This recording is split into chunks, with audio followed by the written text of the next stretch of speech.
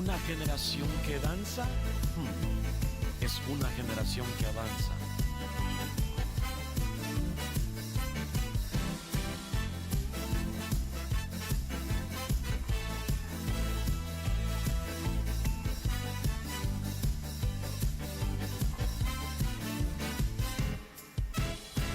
Reconocerá que Jesús es Dios. Toda lengua lo confesará. No habrá duda ni argumento. Está sentado a la diestra del Señor. Se levanta hoy el canto de los redimidos. Jesús es Dios, Mesías escogido. Él preparará mesa. Buenas tardes, hermanos, que el Señor les bendiga en esta hermosa tarde de día viernes 13, un poco medio místico para algunos, pero que Dios me los bendiga a todos. Muchas gracias por estar conectados con nosotros al ser las 3 de la tarde, hora de Costa Rica, de Centroamérica. Bendecidos ahí en sus hogares donde está acompañándonos, como siempre.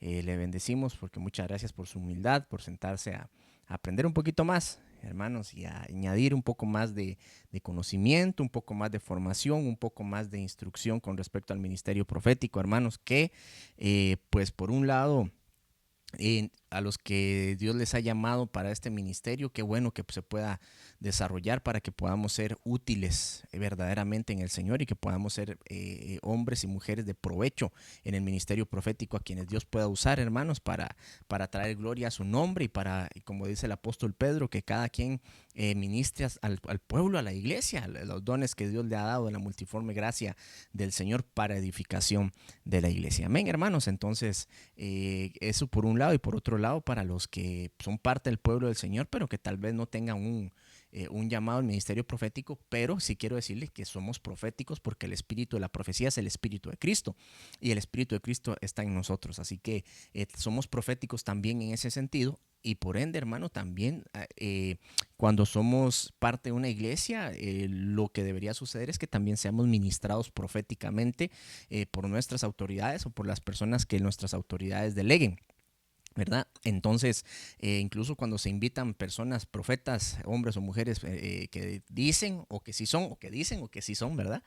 En el ministerio profético, nosotros necesitamos también tener toda esta formación que, como les digo, no es nada, no es descubrir el agua tibia, pero que sí es necesaria que podamos, hermanos, conocer esta información, que podamos tener este conocimiento, esta formación, para que cuando alguien nos profetiza, nosotros podamos, hermanos, administrar de forma correcta la profecía que se nos da.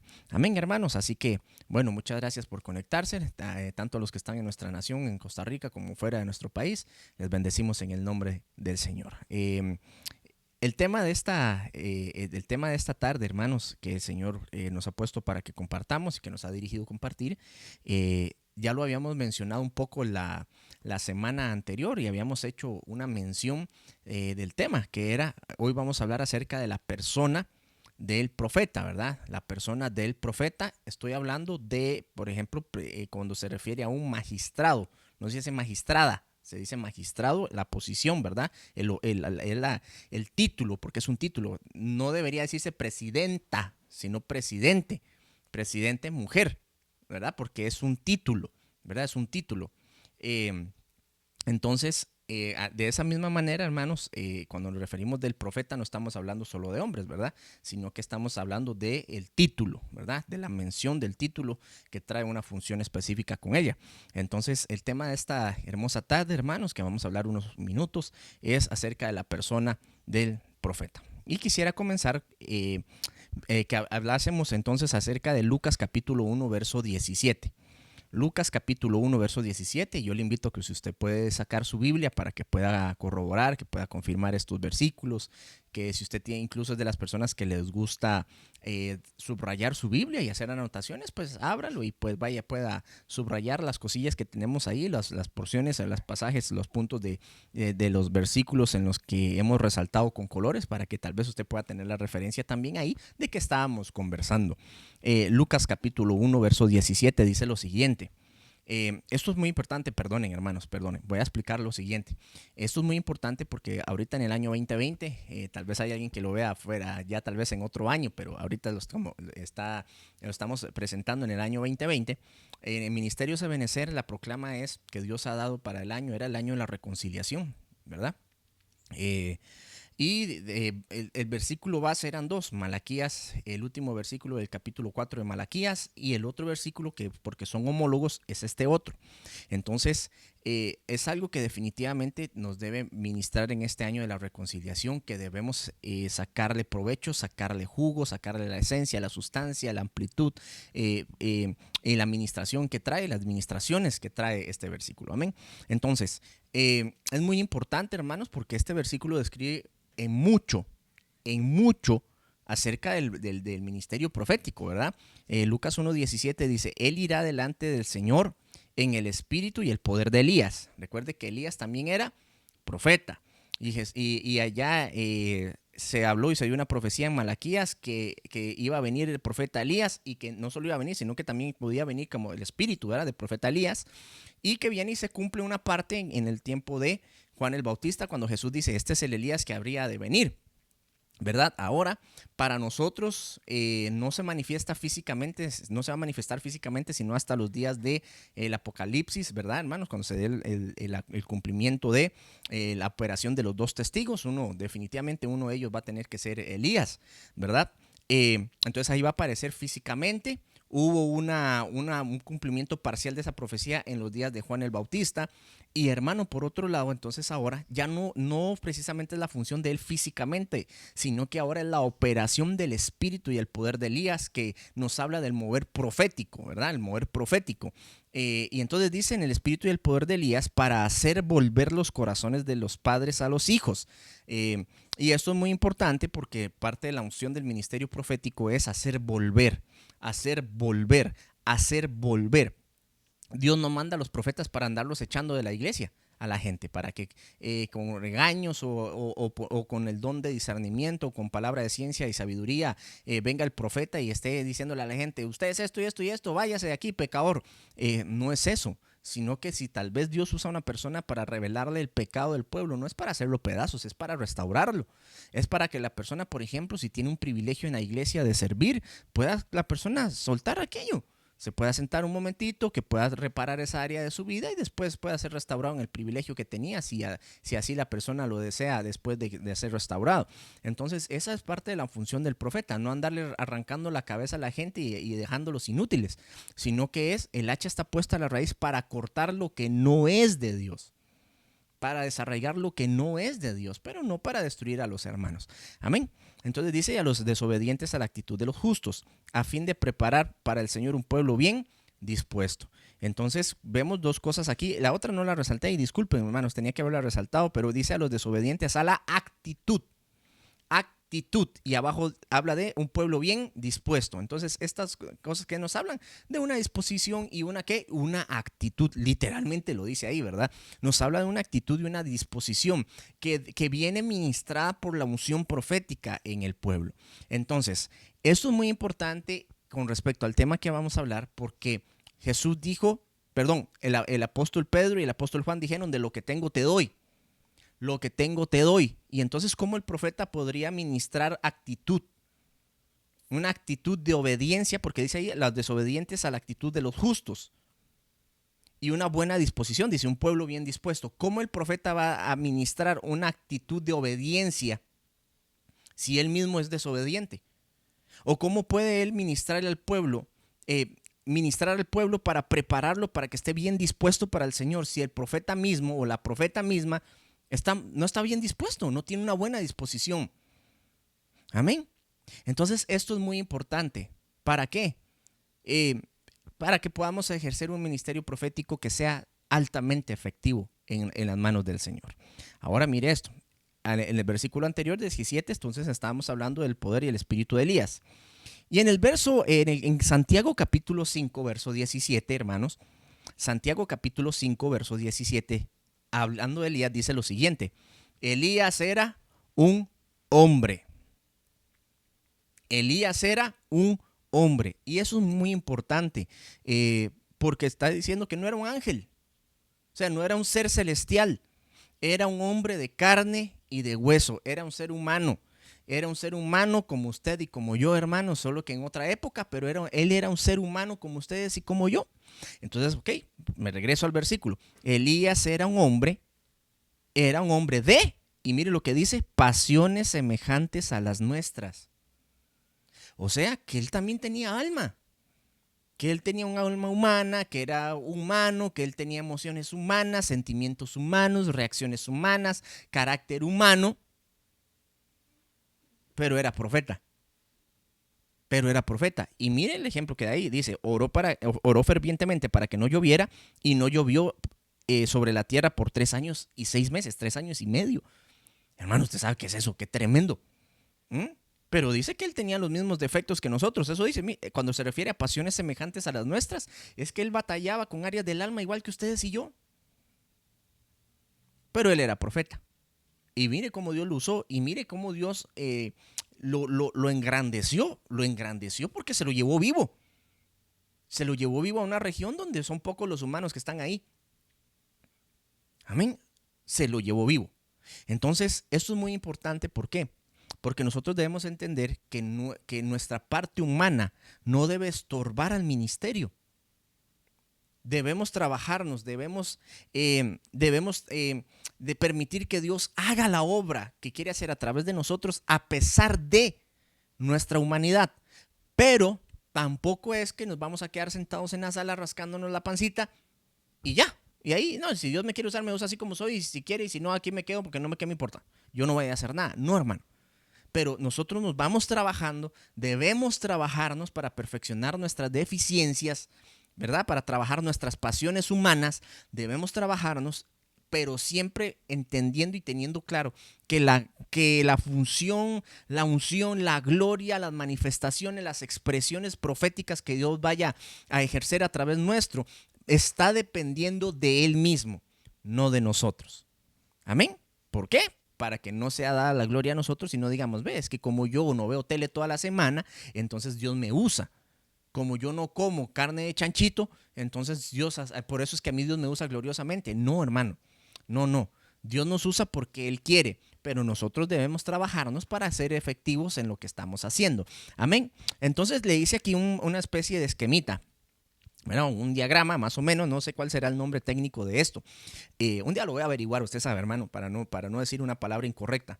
Le puse más o menos una interpretación o un simbolismo representativo de las dos áreas que un profeta, que forman parte del profeta.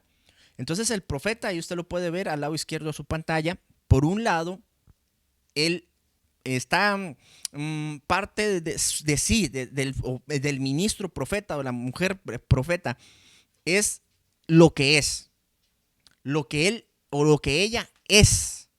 Y la otra parte del profeta es lo que hace.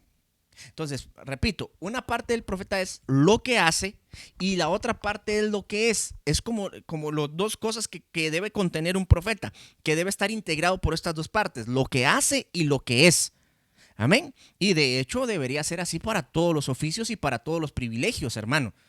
No, lo que hacemos debe ir de la mano con lo que somos. Amén. Y entonces algunos ejemplos de lo que hace un profeta es interceder. ¿A qué nos referimos? Perdón, con lo que hace un profeta es interceder, profetizar, ver visiones, tener sueños, activa, ¿verdad? Activa pueblo cuando ministra o hace actos proféticos. Eso, entre otras muchas cosas que hace el profeta, ¿verdad? Entonces, eso es lo que hace. Pero el profeta lo que es, valga la redundancia, hijo de Dios, discípulo o discípula, ¿verdad? Adorador, adoradora, eso es lo que es, esposo o esposa, padre, madre, ahí entra hijos o hijas, ¿verdad? Y también lo que es su alma, el alma del profeta. Eso es lo que él es. Entonces, lo que hace el profeta está soportado por lo que el profeta es. Tiene soporte en lo que él o ella es. Y por ende, a veces las cosas no resultan como deberían resultar porque el profeta no se trabajó en lo que es, sino que solamente se basó en lo que hace. Se dejó ir por un don, por una unción, por un llamado, por una profecía que le dieron. Solo se dejó ir por eso, y nunca trabajó la estructura que sostiene lo que hace. Amén. Por ejemplo, hermano, un ejemplo muy sencillo, digamos que está un restaurante KFC. El restaurante lo que hace es vender pollo.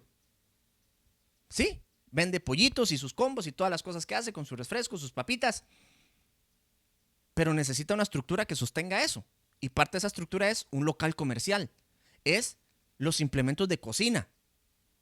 Parte de la estructura es las personas que trabajan allí. Eso es parte de lo que es. Lo que hace es vender pollito.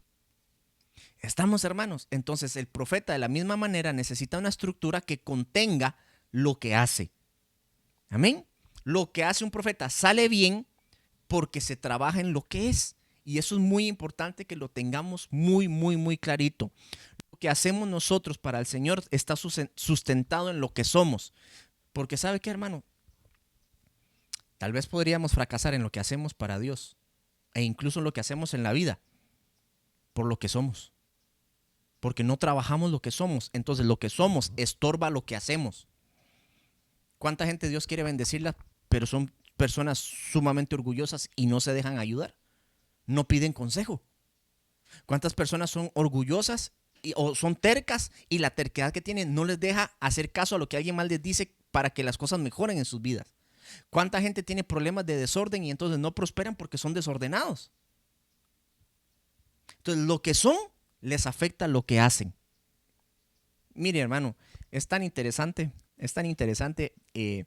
La gente tal vez se pasa por alto y no le da la importancia que debiera, pero definitivamente como el hombre trata a su mamá, así va a tratar a su pareja, a su novia y a su esposa. Así la va a tratar. Eso es real, eso es verídico.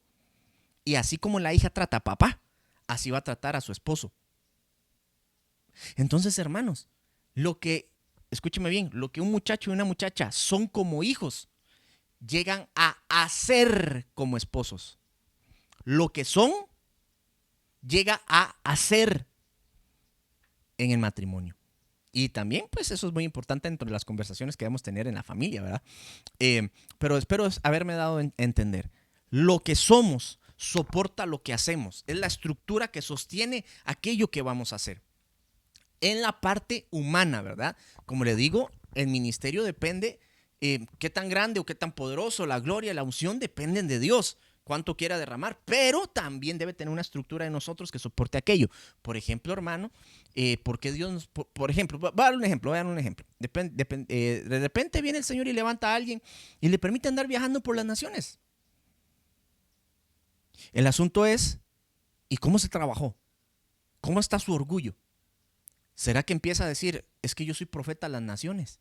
Pero no porque diga eso en decir, es que Dios me envió con una misión y maduramente puedo decir, Dios me mandó a las naciones para llevarle un mensaje a cada nación donde Dios me envía, de una forma madura. O soy un profeta a las naciones para que la gente me vea y diga, wow, un profeta internacional. Sí, yo soy profeta a las naciones. ¿Y a dónde ha ido? No, yo viajé aquí en bus al otro lado del país. Entonces es profeta a las naciones porque ya cruzó una vez la frontera y se regresó y nunca más volvió a salir. Entonces se los digo así porque entonces, ¿para qué Dios nos daría grandeza de parte de Él? ¿Para qué nos daría una gloria? ¿Para qué nos daría un poder, una unción? Si mira que estamos rasgados, que no vamos a poder soportar. Y estoy hablando de la gente que quiere hacer las cosas de la forma correcta. Porque la gente que quiere hacer las cosas a como salga, entonces les da igual.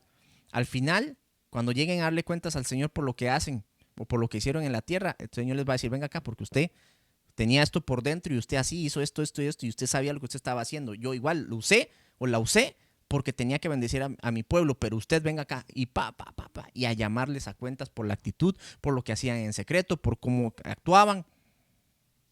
Amén. Estamos. Entonces espero haberme podido dar a entender. Si queremos hacer las cosas bien y definitivamente queremos agradar al Señor, tenemos que trabajar la persona, lo que somos, para que lo que hacemos tenga una mayor eficacia.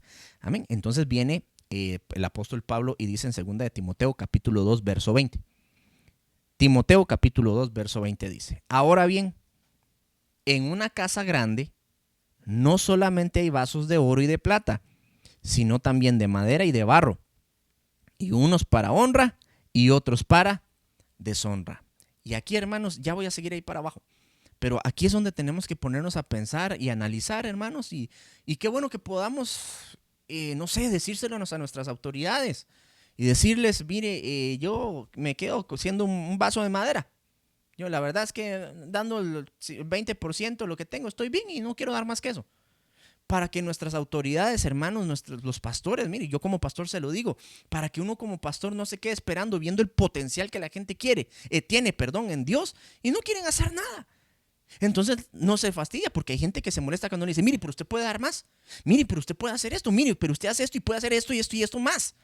Y las personas se molestan porque tal vez lo que quieren es, de acuerdo a esta analogía, a esta metáfora, a esta sombra, a esta alegoría que está usando el apóstol Pablo, tal vez lo que quieren ser son vasos de madera o de barro en la casa del Señor. No quieren ser vasos de oro o de plata. Amén. Ahora, como profetas genuinos, deberíamos aspirar a ser vasos de oro y mínimo de plata. Dentro de esta alegoría, ¿verdad? Dentro de esta alegoría. Amén. Para usos honrosos y no que seamos profetas, como dice allá abajo, profetas para deshonra, que vienen a deshonrar, hermanos, el reino de Dios y el nombre de Cristo.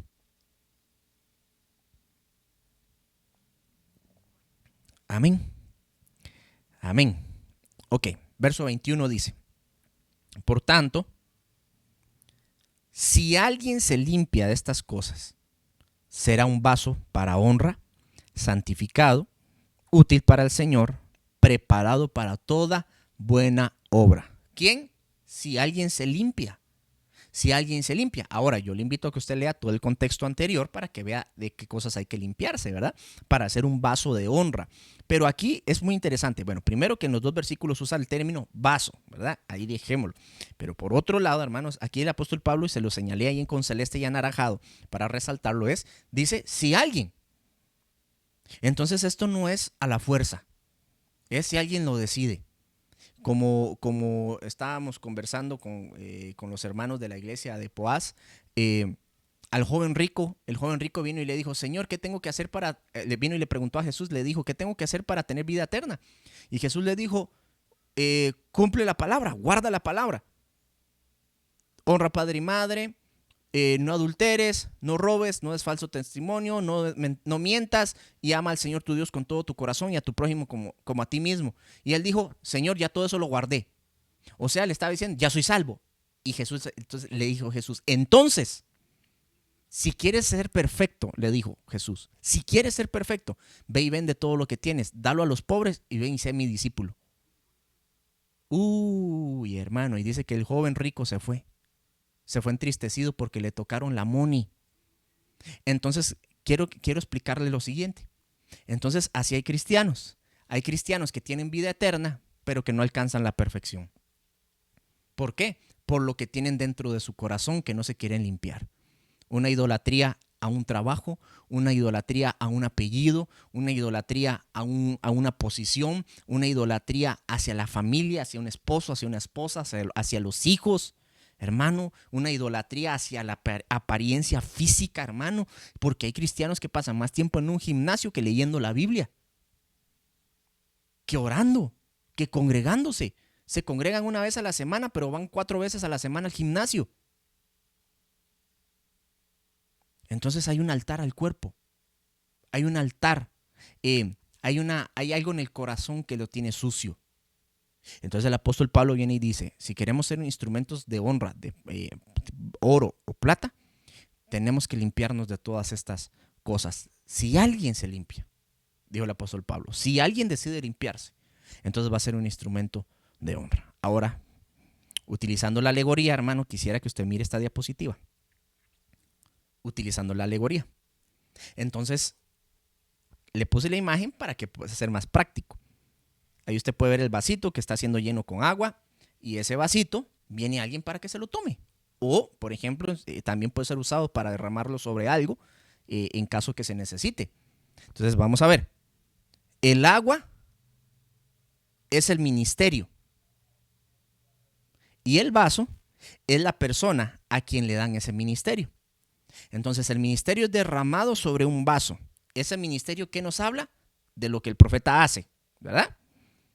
Y el vaso es la persona sobre la cual se derrama esa agua, y que estoy usando la alegoría, ¿verdad? De vaso, esa agua se derrama sobre el vasito, que sería el ministerio, y el vasito es la persona.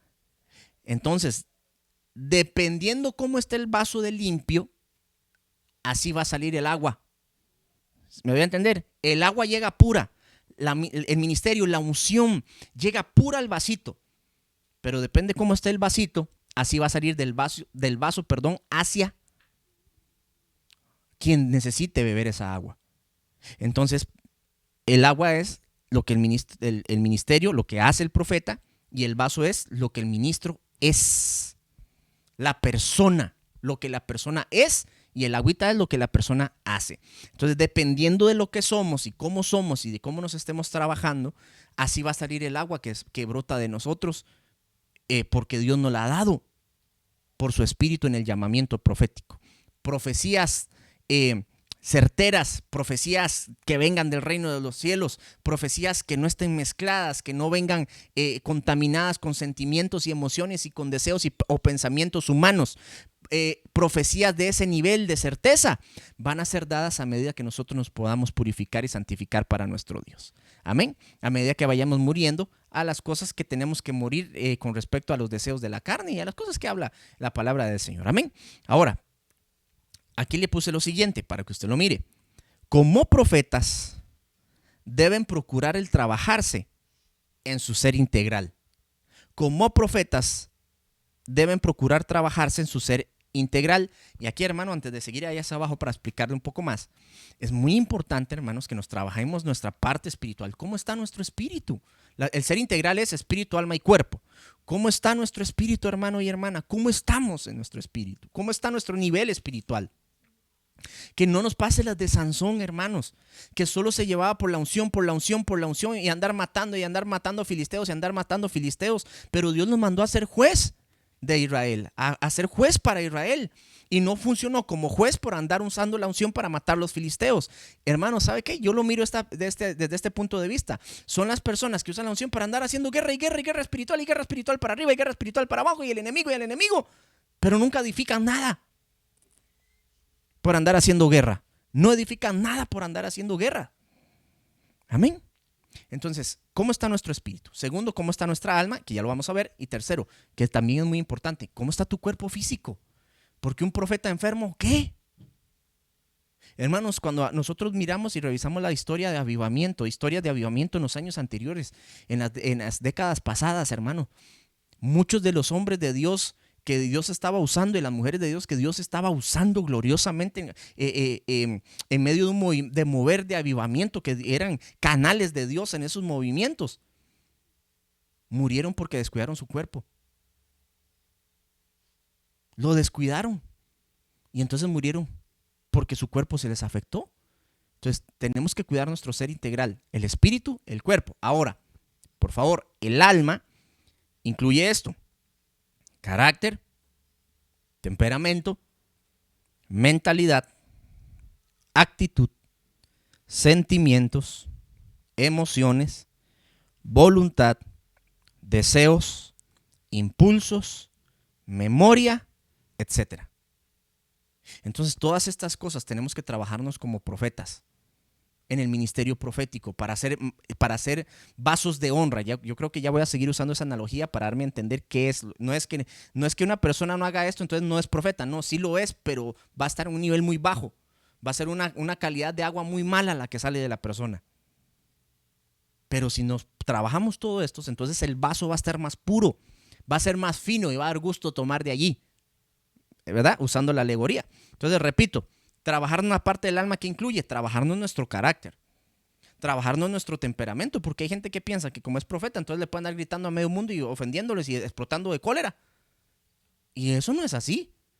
Si bien es cierto, tal vez una característica muy, muy, muy general, pero que no es total, dentro del ministerio profético es que hay un carácter fuerte de por medio, pero eso no nos da derecho a ser malcriados, porque eso es otra cosa. Entonces, ¿cómo está nuestro carácter? ¿Por qué? Porque también tenemos que revisar cómo está nuestro temperamento. ¿Cuál es la diferencia entre carácter y temperamento? Carácter es la forma social, la forma inteligente, la forma sabia de reaccionar ante las circunstancias. El temperamento es la forma en la que reaccionamos animal ante lo que sale, impulsiva. Me dijeron, de una vez exploté, vi, de una vez exploté, leí, de una vez, es que yo vi, es que yo sentí, entonces yo no le aguanto nada a nadie. ¿Y por qué no? Si Jesús dice, aprended de mí que soy manso y humilde de corazón. ¿Por qué no aprender a que la Biblia dice, maldigan ellos, bendice tú? Vence con el bien el mal, perdona 70 veces 7. No, la gente a veces prefiere ser temperamental. No, es que yo no me dejo, yo ni a mi mamá ni a mi papá lo dejo que me diga nada, mucho menos. Qué bueno. ¿Y cómo le está funcionando eso en la vida? No, vieras qué mal me está yendo. Hasta mi novia me dejó. Porque no me aguanto ni solo. Qué bueno. Porque eso no produce nada bueno en la vida. Amén. La mentalidad, la actitud que hablábamos ahora de Lucas, los sentimientos y las emociones, hermanos, porque si hay algo que le juega malas pasadas, hermano, a la gente en el ministerio profético, son sus emociones y sus sentimientos. Es que yo siento, es que yo siento, es que yo siento. Uy, hermano.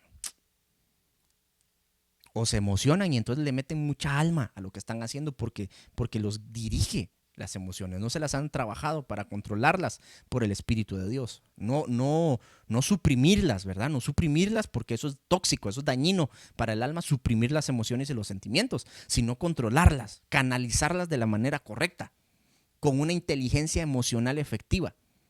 Amén. También la voluntad, los deseos, los impulsos y la memoria. Bueno, mucho más, pero si no, hermanos, se nos va a acabar el tiempo y no vamos a llegar a los ejemplos. Ok, a partir de aquí quisiera hablarle de algunos ejemplos de lo que profetas en la Biblia, lo que ellos tuvieron que trabajarse, lo que Dios tuvo que trabajar con ellos en su persona, porque como ministerios fueron tremendos, pero Dios tuvo que trabajar con ellos. Me faltó aquí el de Isaías, por ejemplo, Isaías capítulo 6, verso del 1 en adelante. Una de las cosas que el Señor tuvo que hacer con Isaías, y mire que Isaías escribió 66 capítulos, hermanos, eso es cosa seria. Tremendo hombre de Dios, Isaías, pero hermano, Isaías no solo era profeta, sino que también venía de la línea genealógica sacerdotal del templo. Entonces era sacerdote y profeta. Hermano, ¿y sabe qué? Viene el Señor y lo agarra y le da una experiencia y le dice, venga acá, Isaías, necesito hacerte algo. Y le manda un querubín con un carbón encendido para que le tocara la boquilla. Le puso un carbón encendido en la boca. ¿Y por qué? Porque Isaías dijo, uy, Señor, ay de mí, porque yo te estoy viendo en tu santidad, en la hermosura, en tu gloria, y yo soy pecador de labios, vengo de un pueblo inmundo de labios. O sea, le gustaba decir malas palabras. Sacerdote y profeta, pero decía madrazos. Y lo tuvieron que quemar con fuego en la boquita.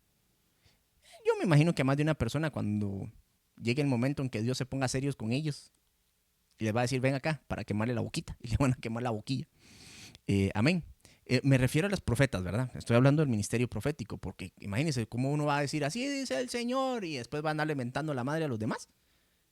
La Biblia dice que no pueden salir dos tipos de aguas de la misma fuente. Amén. ¿Estamos? ¿Ok? Entonces, hablando de Isaías, ya le di el ejemplo de Isaías, hermanos. Ahora, Jeremías capítulo 1, verso 5, que yo sé que es bien conocido. Antes que yo te formara en el seno materno te conocí, y antes que nacieras te consagré. Y mire lo que puse ahí en anaranjado. Te puse por profeta a las naciones. ¿Ok? Estaba marcado. Era un vaso y ya le habían echado el agua. Ya tenía el agua. Ah, pero mire lo que dijo el vaso. Entonces dije, Señor Dios, no sé hablar porque soy joven. Ay, hermanito. Entonces Jeremías se puso a darle peros al Señor. ¿Por qué? Porque era muy joven. Dejémoslo ahí, dejemos con esa traducción. Yo sé que se puede interpretar de muchas maneras, pero usemos la literal. Soy joven, soy inmaduro. ¿Cómo tú me vas a usar si yo estoy jovencito? Y para hablarle a los ancianos de Israel que tienen manejan la Torá, manejan la ley con los ancianos, los del pueblo, y tú me vas a usar a mí. Y yo siendo un jovencito. No, Señor, ¿cómo lo voy a ir a hacer? Y entonces, ¿qué le dijo el Señor? Verso 7, pero el Señor me dijo, no digas soy joven, porque donde quiera que te envíe irás, y todo lo que te mande dirás. O sea, no te menosprecies. ¿Qué le trabajó el Señor a Jeremías para poderlo usar como lo usó? El autodesprecio o el automenosprecio. El menospreciarse él mismo. El despreciarse él mismo. Y así como el apóstol Pablo tuvo que trabajar con Timoteo y le dijo, Timoteo, que ninguno tenga en poco tu juventud. Y a veces hasta nosotros mismos nos tenemos en poco por ser jóvenes. No, es que uno como joven no vale nada. No, por sí uno no ve. Uno está joven, tal vez cuando uno llega viejo. No, al contrario, como está uno joven, uno tiene fuerza. Y esa fuerza deberíamos usarla para servir a Dios, para hacer cosas para el reino de los cielos, cosas que sean buenas, mientras vamos haciendo las cosas que nos gustan de la vida, que son agradables, que nos bendicen, que nos hacen ser felices y disfrutar, porque también Dios nos permite disfrutar de la vida. Pero que esa fuerza también la podemos usar para hacer cosas para Dios. Amén. Entonces a Jeremías, ¿qué le trabajaron en su persona como profeta? El ministerio ya se lo habían dado, habían echado el agua ahí, pero por fuera ese vasito no se aceptaba, no se estaba aceptando y se puso a ponerle peros al Señor hasta que el Señor le dijo, usted me hace caso y va y lo que hace. ¿Qué le arrancó? El autodesprecio. Ahora, Nehemías capítulo 1, verso 4, otro ejemplo. El profeta Nehemías. Entonces ya le dije el profeta Isaías, ya le dije el profeta Jeremías, ahora el profeta Nehemías. Cuando oí estas palabras me senté y lloré, hice duelo algunos días y estuve ayunando y orando delante del Dios del cielo. Verso 6. Estén atentos tus oídos, ¿verdad? Y empieza a orar y dice, en una parte de la oración dice, estén atentos tus oídos y abiertos tus ojos para oír la oración de tu siervo, que yo hago ahora delante de ti día y noche por los israelitas tus siervos, confesando los pecados que los israelitas hemos cometido contra ti. Sí, yo y la casa de mi padre hemos pecado. Entonces, ¿qué hizo el profeta Jeremías para que Dios lo levantara y lo usara? Empezó ¿a qué? A reconocer sus pecados. Empezó a confesar sus pecados y a pedir perdón. Y por otro lado, ¿sabe qué hizo, hermano? Que esto es tremendo y que hay mucha gente que no desarrolla el ministerio que Dios le ha dado por causa de eso. Renunció a los pecados ancestrales, a las contaminaciones por pecados ancestrales, a lo que se llaman estragos familiares. Él renunció a todo aquello y pidió perdón delante del Señor para que no le afectara a él y él pudiera venir a ser un restaurador. Entonces, hermano, hay gente con un ministerio bien bonito, pero como todavía no han confesado sus pecados, no han renunciado a sus pecados, siguen pecando.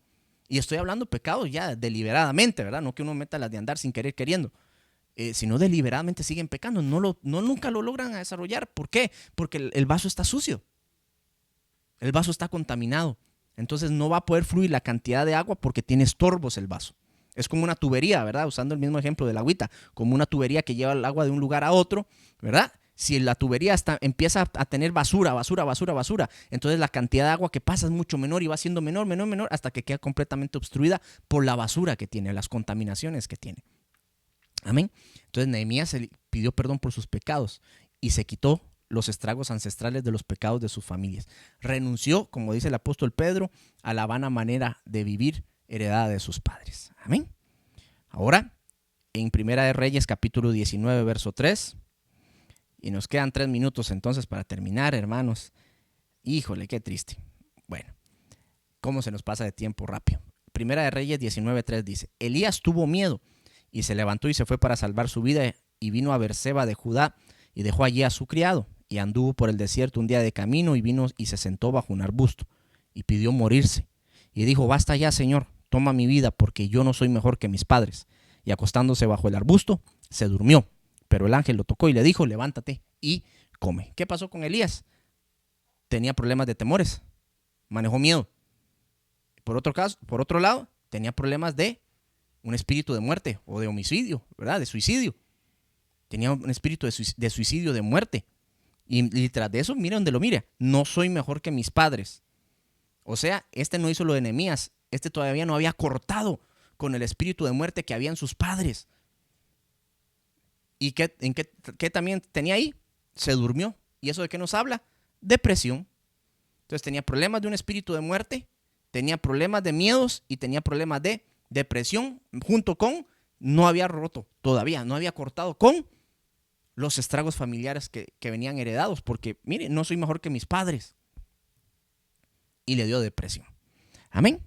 Bueno, aquí hay muchos más. Por ejemplo, Primera de Samuel 16:6 habla de que el Señor tuvo que trabajar en la persona de Samuel. Y Samuel, la categoría que era, el padre de las escuelas proféticas, era Samuel.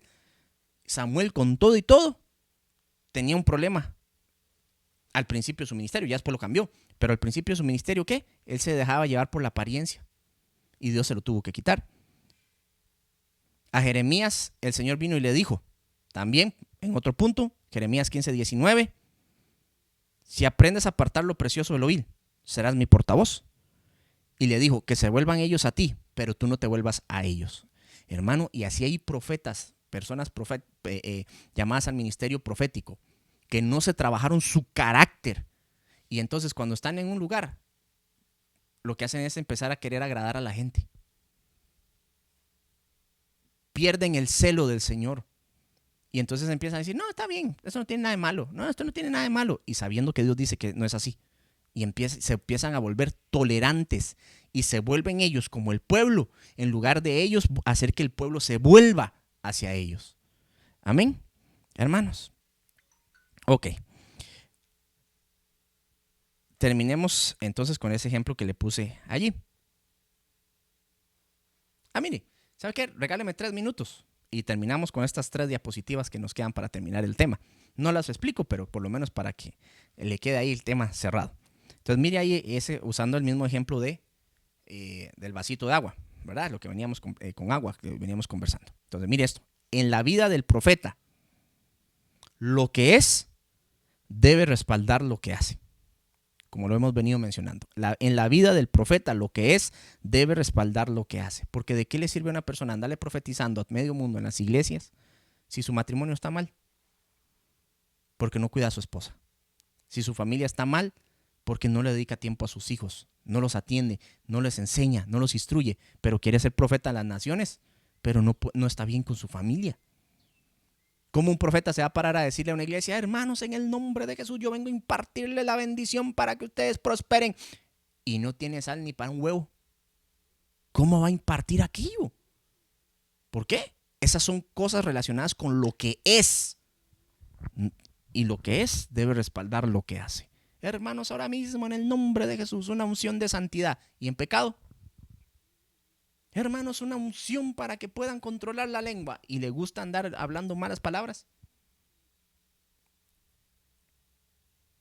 Una unción de perdón y estar amargado con sus papás por lo que le hicieron en su juventud y no los ha perdonado. O resentido con autoridades espirituales anteriores, tal vez porque no le dieron pelota. Perdón, porque no le dieron el chance, porque no le dieron la oportunidad de que se desarrollara y se resintió. Y hermano, reciba una unción de liberación para que usted pueda ser libre de la gente que le ha herido. Y el profeta amarrado. Lo que tengo te doy. En la vida del profeta lo que es debe respaldar lo que hace. Entonces, Jesús dijo lo siguiente, Mateo 7:15, cuídense de los falsos profetas. Los falsos profetas, ¿ve? Que vienen a ustedes vestidos de oveja por fuera. Hacen, ¿verdad? Hacen que son ovejas. Por dentro, lo que son lobos rapaces. Los falsos profetas hacen una cosa, pero son otra. Hacen una cosa, pero son otra. Y bueno, hermano, sinceramente, yo no sé cómo hacen esas personas que le dicen a la gente, hermano, traiga primero usted aquí la ofrenda, désela al profeta, porque la Biblia dice que la viuda le dio primero de comer a Elías y después, por causa de la unción profética, entonces vino la multiplicación para Elías. Mire, hermano, Elías hizo eso porque el Señor le habló que era así.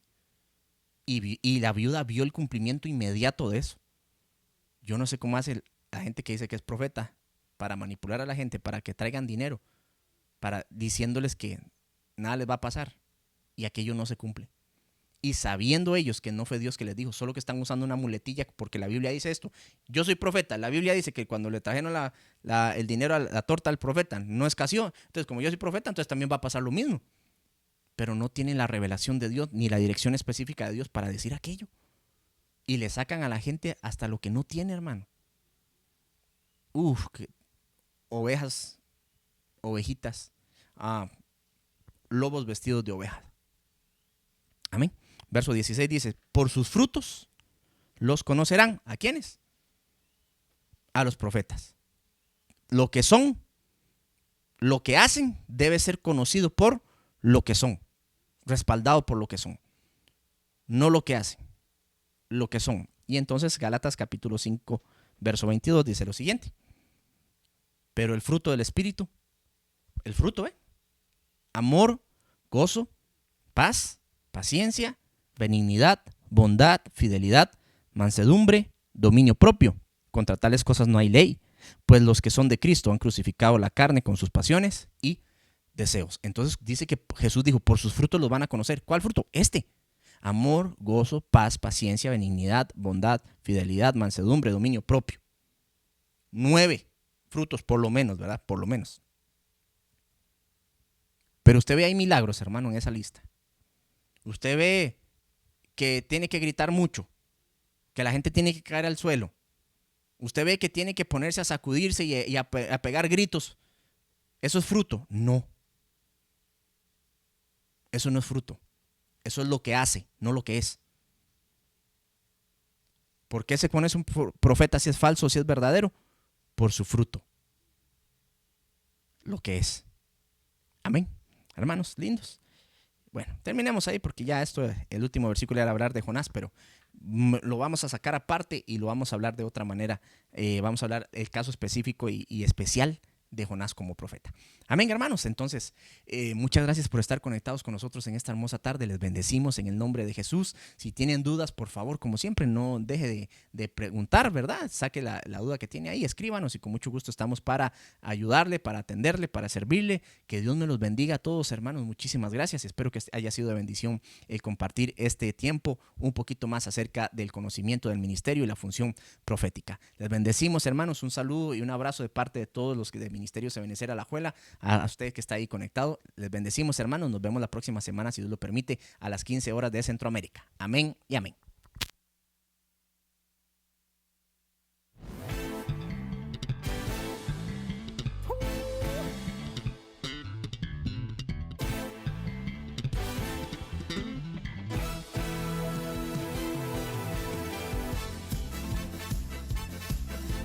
Una generación que danza es una generación que avanza.